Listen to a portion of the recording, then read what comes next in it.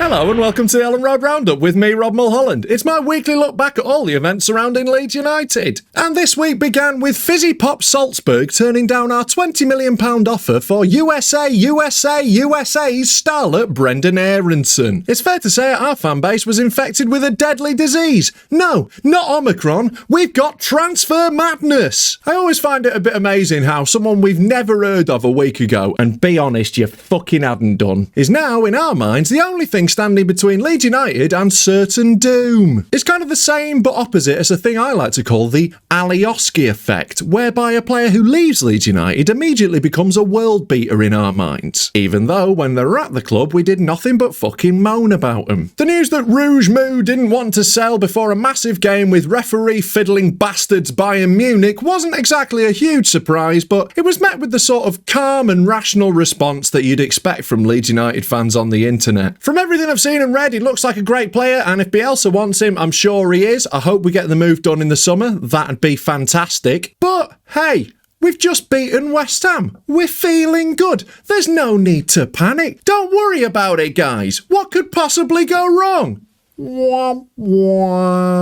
Also this week, suspicions were confirmed as it was revealed the FA are looking into betting irregularities surrounding our under-12s game against the Arsenal first team. And no, they weren't just investigating anyone pissed enough to be betting on Leeds United's children to be beating those actual professional footballers, but a large bet that was placed on Granit Xhaka to receive a yellow card in the last 10 minutes. Now, of course, there's nothing strange about Granit Xhaka getting a booking. I think most games he goes into it about 32-1 on. What is weird, though, is it taking to the 80th minute for it to happen. Now, to be clear, the FA have stated they aren't investigating any players and they don't believe there has been any wrongdoing by any of them, which only leaves the referees they could possibly be investigating here. And if the FA needs any evidence of strange refereeing during that game, I'd be happy to help them out. Like, remember when Andre Mariner pretended he hadn't given a free kick when he clearly fucking had? I'm still furious about that. That wasn't anything to do with this, though. The really damning incident from this game is the one when Granit Xhaka went over the ball, studs first into Rafinha's ankle, which nearly fucking snapped it. It seemed a strange decision that he got away with it at the time. Now, if he'd been correctly sent off for that challenge, or, you know, even got a fucking booking, the referee couldn't have given a yellow for a spurious just bit of mouthing off later in the match like he did, without it being a much bigger, more visible incident. And their mystery backer wouldn't have won their bet. Now, this raises really fucking serious issues about the integrity of the sport, and I sincerely hope it turns out to be nothing. Because I knew the referees were shit in this league, but I didn't think they were bent. I thought they were just dumb. But at least it's being properly looked into by a legitimate organisation that has a long history of good governance in the FA. Womp womp. While we're here, can you just do me a little favour? Press the like button, it really helps, thank you.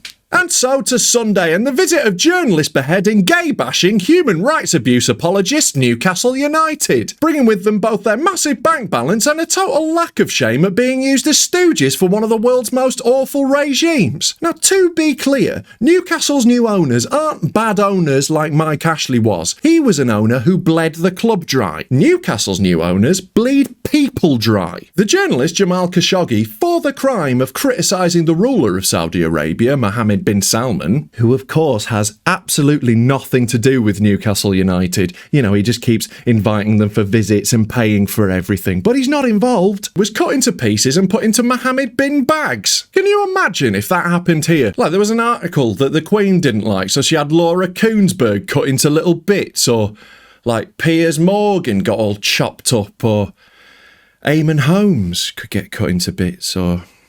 Sorry, where was I? Eddie Howe managed to wangle a day off from his day job as sales manager for a double glazing firm to lead his band of mercenaries into action, including Alan St. Maximan, who turned up with a headband that looked like a level of Candy Crush. They were met by the standards of this season at least, a very strong Leeds United lineup in that all of the players on the pitch were actual adults. Even if we didn't have a proper striker or left back or holding mid, for us this season, not bad. In the first half, half, we were pretty good, and Newcastle were very shit. Jack Harrison and Rafinha had a whale of a time, constantly skinning Newcastle's two narrow fullbacks and then whipping in crosses for little Dan James for a laugh. That's the only reason I can think of to put crosses in for Dan James. The lad's like 5 foot and a bollock. What are we putting balls in the air for him for? Putting in crosses for Dan James is like putting in a diaphragm for a date with Cliff Richard. We missed Patrick Bamford in this game like your mum misses my dick. I will never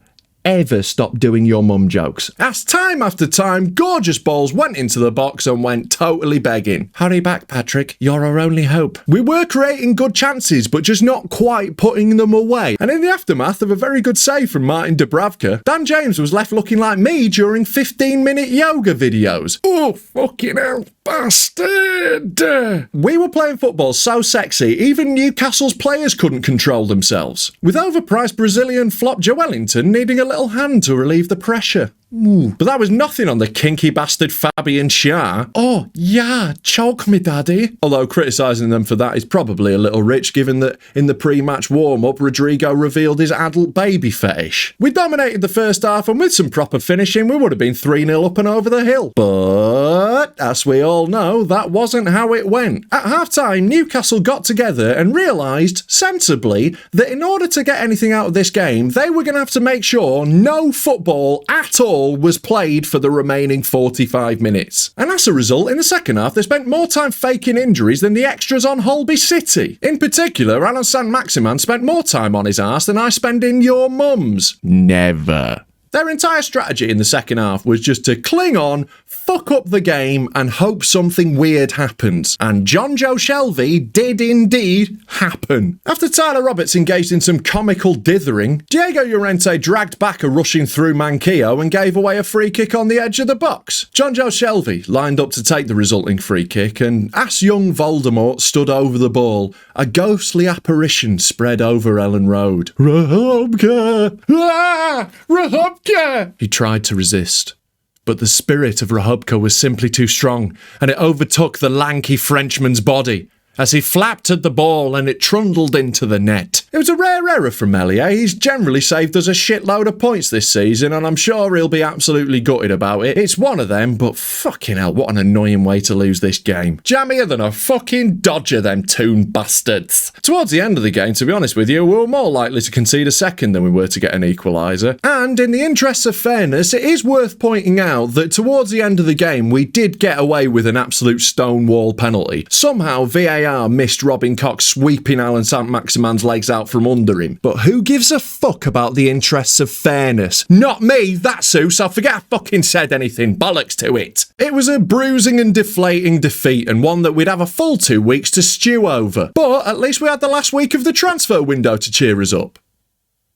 As in the wake of any defeat, Leeds United's social media was an awful, miserable place filled with bickering and rage and resentment, like Barnsley. And with the defeat coming to such poor opposition, the rage was cranked up to 11. A lot of people immediately decided it was all Tyler Roberts' fault. As ever. No, I'm not going to sit here and defend his performance. It was one of the worst 20 minutes I've seen him put in a Leeds shirt. It wasn't good. And we did become noticeably worse when Dan James went off the pitch. We really missed his pressing up front, even if his final product is about as good as your average apprentice challenge. But that wasn't what lost us the game. Ultimately, there were loads of reasons why we lost the game, and he was only one small part of that. It does feel with Tyler, though, when he puts in a really good performance, like, to be fair, the 3 or 4 games before this one, before he got a knock, he gets a sort of grudging, alright, fair enough, fine, that was okay. But when he does have a poor performance, people jump on him like, I told you, he's shit, fucking hell, I knew it. I don't know if he can win, and it is a bad situation for a player to be in. And to be fair, he has had 100 games for Leeds United. We would have hoped he would have been a little bit further along by now, definitely. And I'm not sure it's ever going to work out at Leeds United for him. I hope it all turns around. I'm not sure it's going to at this point. But Marcelo Bielsa fucking loves him, so get used to seeing him in the team. The result was arguably the worst of the season, given Newcastle's absolutely appalling form for the whole of the season coming into this. But let's get a sense of perspective here. The performance was nowhere near as bad as Southampton away, or the first half against Brighton, or any game we've played against a team from fucking Manchester this season. We put in a pretty good performance, we just couldn't finish. Like me in bed during my drinking days.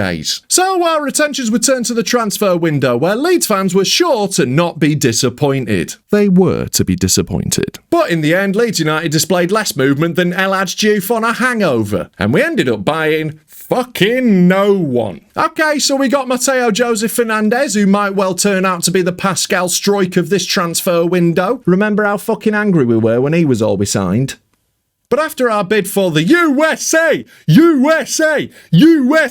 star Brendan Aronson were turned down, we decided that we couldn't be arsed bidding for anyone else. No one else was worth it, and we kept our cash in our fucking pocket. Apparently, both Donny van der Beek and Harry Winks were offered to us by their agents, and we told them to get fucked. And I, for one, am delighted that they did. If you can't handle the physical demands of Ole Gunnar Solskjaer or Jose Mourinho, Bielsa will fucking kill you. And I don't really want us to get into the habit of improving Man United's players and sending them back. That can get fucked. What we do with Man United players is sign them for slightly too much money and play them out of position. That's how we fucking do it. But anyway, fuck new signings. They're for pussies. Real men stick kids on the bench and fucking crack on. Don't get disheartened though, because we haven't signed any players. We're 7 points above the relegation zone and being chased by teams full of fucking cretins. We beat West Ham away 2 weeks ago. We're having a little break so Stuart Dallas can finally have a nap, and hopefully a few of our players can fix their wobbly knees. At some point in the future, we will have Kalvin Philips and Adam Forshaw in the same midfield, and it will be fucking glorious. We'll be unbeatable.